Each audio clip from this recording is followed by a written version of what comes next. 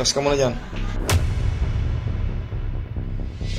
Hindi, pag pinindot ka ko, okay lang. Tiisin mo. Tiisin mo nga.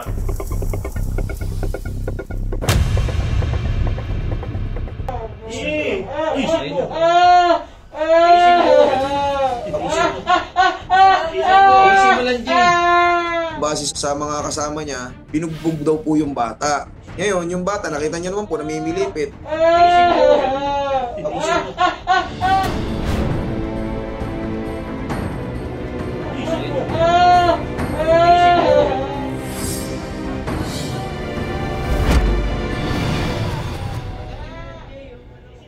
Ah, pasok sa loob, dito sa loob, dito sa loob.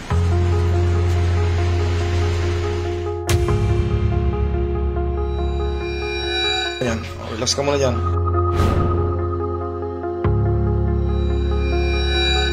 Gabi na po yun, pumunta po rito, naka-ambulansya, emergency nga po, na base sa mga kasama niya, binugbog daw siya hanggang sa ma-dislocate siguro, pinilipit siya. Hindi rin makwento ng bata kasi syempre, nag-ano na raw siya eh. Kumbaga, rumble na raw siya nung gumulpi sa kanya. Ano mo, pinalo ka ba? Hindi ko alam niya eh. Hindi niya alam to eh, kinuyog na lang siya eh. Hindi, pag pinindot ka to, okay lang.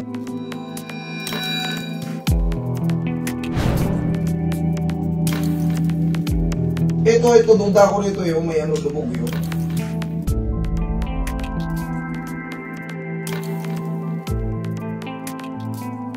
Alam ko na yung gagawin dyan kasi hindi naman yan basta-basta mag-fracture. Pag ang dislocation ay bago pa, very ano pa yan, very smooth pang yan, i-adjust.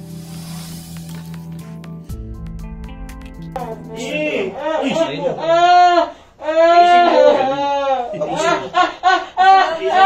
mo lang, Jay. Agatin mo lang, Jay, yung ano. Tiisin mo.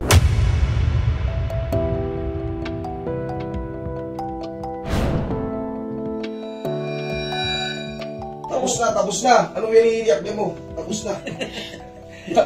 Ano pa iniiyak mo? Oo, muna. Galaw-galaw, Jay. Relax ka lang. Nung pag-adjust ko, napakabilis lang. Pero sabi ko, nung sinigaw ko, oy, tapos na, ano pa iniiyak mo? Oo nga, no, tapos na, parang ginagayin-ganyan. Natuwa na siya. Yun po yung naging reaction niya. Kaya naman natin, very easy lang, ilang segundo lang, nabalik ko ka.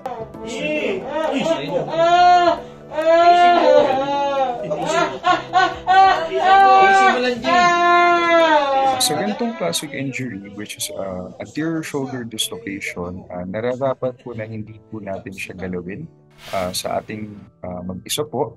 Dapat po agad magpakonsulta sa inyong emergency room at makita po ng specialist from an orthopedic standpoint din po. Para po malaman natin ang extent of injury at hindi rin po siya mas maging malupa. Pero mas maganda Master, papa-x-ray pa ba siya kung sakali? O hindi? Pwede.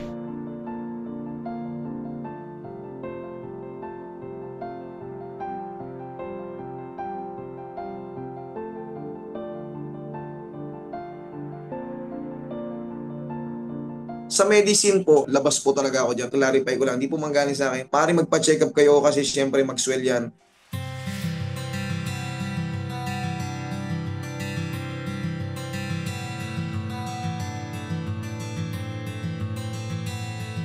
Ano ba na? Tiisin